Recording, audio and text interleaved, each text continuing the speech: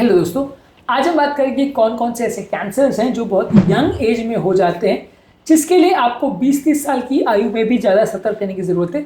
ज़्यादातर कैंसर एक ऐसी बीमारी है जिसको हम उम्र दराज लोगों के साथ एसोसिएट करते हैं। ज़्यादातर ये मान के चलते हैं कि कैंसर ज़्यादातर 60-70 साल की आयु के बाद होने वाली बीमारी है, लेकिन कई ऐसे कैंसर हैं जो यंग लोगों में भी देखे जाते हैं और 20-30 वर्ष की आयु में भी देखे जा सकते हैं। ये कैंसर कई बार ज़्यादा अग्रेसिव भी होते हैं और ये अगर जल्दी डिटेक्ट नहीं किया जाए तो जानलेवा भी हो सकते हैं। ये कैंसर्स को डिस्कस करने का पर्पज़ ये है कि आप इनको अर्ली एज में भी मिस आउट ना करें। यंग एज में भी कैंसर हो सकते हैं, इस एस्पेक्ट को आप पहचानें और टाइम रहते इनकी जांच करें और सही समय पर ट्रीटमेंट करें, नहीं तो ये जानलेवा हो सकते हैं। आज का टॉपिक है which type of cancers occur in young people. Topic जाने से पहले जो लोग हमारे चैनल पर नए हैं और रिक्वेस्ट करूँगा अभी चैनल को सब्सक्राइब करें, वीडियोस को लाइक करें, शेयर करें, फॉलो करें, कमेंट करें, पूरा देखें। टॉपिक इंपॉर्टेंट है, एक्सक्लूसिव है, किसी और चैनल पर नहीं मिलेगा, इसे एंड तक देखिएगा। चलिए शुरू करते हैं।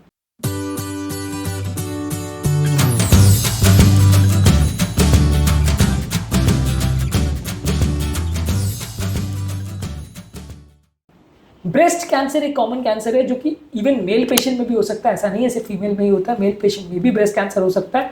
ऑब्वियसली फीमेल में ज़्यादा होगा, लेकिन जब जेनेटिक म्यूटेशन है जैसे BRCA1, BRCA2 जीन का म्यूटेशन है, फैमिली हिस्ट्री है, ओबेसिटी है, हार्मोनल इंबैलेंस है, स्मोकिंग है, अल्कोहल है, ये सारे रिस्क फैक्टर्स होते हैं। इस तरह के पेशेंट में, यंग पेशेंट्स में भी ब्रेस्ट कैंसर हो सकता है और ज़रूरी नहीं है कि उम्र दराज पेशेंट में होता है। इस तरह के पेशेंट को ब्रेस्ट में कोई गठान जैसा महसूस होगा, निपल पे डिस्चार्ज होगा, स्किन का कलर और टेक्सचर और डिम्पलिंग दिखाई देगी। जिस साइन सिम्टम्स पर हमने ऑलरेडी डिटेल वीडियोस किए हैं, ये साइंस अगर दिख रहे हैं तो ब्रेस्ट कैंसर की जांच करिए, क्योंकि यंग पेशेंट में भी हो सकता है। कोलोरेक्टल कैंसर कोलॉन और रेक्टल रीजन में होता है। कई बार ये यंग पेशेंट में भी देखने को मिलता है, 40 की एज के आसपास भी देखने को मिलता है। ज़्यादातर जो प्रोसेस फूड खाते हैं, रेड मीट खाते हैं, लो फाइबर डाइट लेते हैं, ओबीज होते हैं, इन्फ्लेमेटरी बाउल डिसऑर्डर का बीमारी जिनको होता है, उनको एक कैंसर होता है। ज़्यादातर इसमें मोशन में ब्लड आना, कॉन्स्टिपेशन होना, डायरिया होना, अनएक्सप्लेन्ड वेट लॉस होना, पेट दर्द होना, ये लक्षण देखने को मिल सकते हैं। कोलोनोस्कोपी या रेक्टोस्कोपी, सिग्मोइडोस्कोपी, ये करके आप इसकी जांच कर सकते हैं और डिटेक्ट करके ट्रीट कर सकते हैं।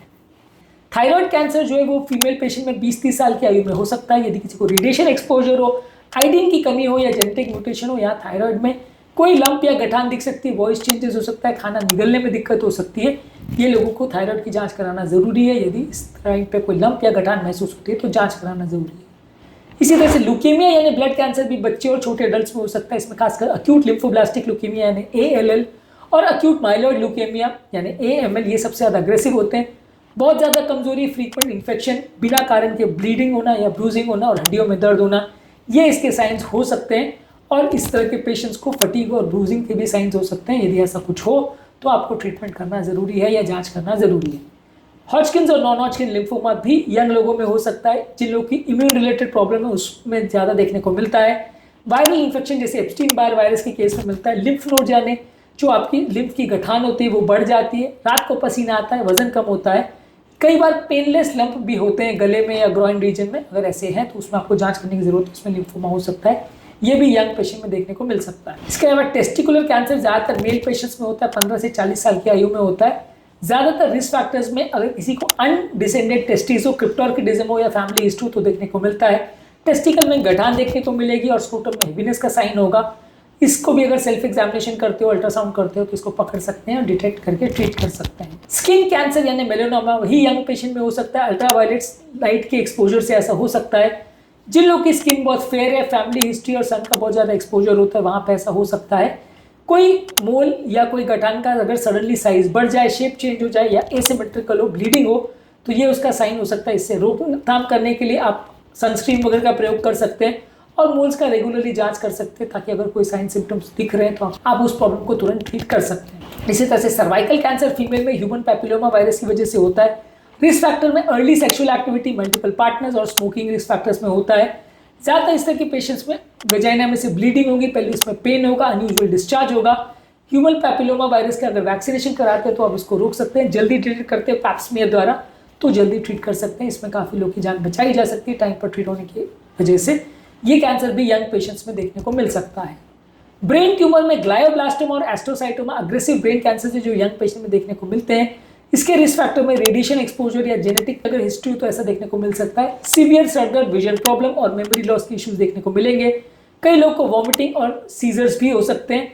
अगर ऐसा कुछ हो रहा है तो आपको डॉक्टर को दिखाने की ज़रूरत है, जांच करने की ज़रूरत है और इनको जल्दी डिटेक्ट करके काफ़ी पेशेंट्स को बचाया जा सकता है।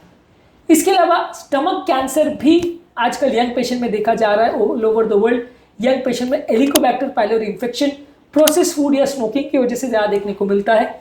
इस तरह के पेशेंट को अनएक्सप्लेन ब्लीडिंग होती है, ब्लोटिंग होती है, इंडाइजेशन होती है, वेट लॉस होता है। इस तरह के पेशेंट्स में यदि आप प्रॉपर जांच करें, अपने खाने पीने में ध्यान रखें और नमक और प्रोसेस फूड बहुत ज़्यादा नहीं लें, केमिकल्स बहुत ज़्यादा कंज्यूम नहीं करें, तो आप इस कैंसर के रिस्क को कम कर सकते हैं। अर्ली डिटेक्शन से इस तरह के पेशेंट्स की जान बचाई जा सकती है। तो बेसिकली समझने की ज़रूरत है कि बहुत सारे ऐसे कैंसर हैं जो यंग पेशेंट में भी देखने को मिल सकते हैं। वो जमाने लग गए कि लोगों को ऐसा लगता था कि कैंसर खाली उम्र दराज लोगों की बीमारी और खाली 60-70 साल वाले लोग को ही देखने को मिलेगी, ऐसा नहीं है। यंग पेशेंट में भी देखी जा सकती है। आपको टाइम पर प्रॉपर इसकी जाँच करने की आवश्यकता है और ज़रूरी हो तो ट्रीटमेंट करने की आवश्यकता है। बहुत सारे ऐसे कैंसर्स हैं जो 20-30 साल की आयु में भी देखने को मिल सकते हैं। यदि मिस होते हैं तो बहुत यंग एज में भी किसी व्यक्ति की जान जा सकती है। ओरल कैंसर को भी इस लिस्ट में मान सकते हैं, जो कि इंडियन सब कॉन्टिनेंट में एटलीस्ट बहुत कॉमन है। गुटखा खाने वाले लोगों में बहुत ज़्यादा देखने को मिलती है। ऑल ओवर द वर्ल्ड उतना तो नहीं होता। इंडिया जैसे सब कॉन्टिनेंट पे जहाँ पे लोग गुटखा और पान मसाला बहुत ज़्यादा खाते हैं, वहाँ ज़्यादा देखने को मिलता है। आपको इसको भी जाँच करने की ज़रूरत है और यदि इस तरह का कोई भी कैंसर यंग पेशेंट में देखने को मिलता है तो तुरंत डिटेक्ट करके ट्रीट करने से पेशेंट की जान बचाई जा सकती है। कैंसर को सिर्फ उम्रदराज पेशेंट लोगों की बीमारी मानना गलत है। टाइम पे यंग पेशेंट्स की भी स्क्रीनिंग की जाए तो काफ़ी जानों को बचाया जा सकता है। उम्मीद करूंगा कि आज के टॉपिक में कुछ नई बातें जानने को मिली होगी। जो लोग हमारे चैनल पर नए हैं, मैं रिक्वेस्ट करूंगा कि चैनल को सब्सक्राइब करें, वीडियोस को लाइक करें, शेयर करें, फॉलो करें, कमेंट करें पूरा।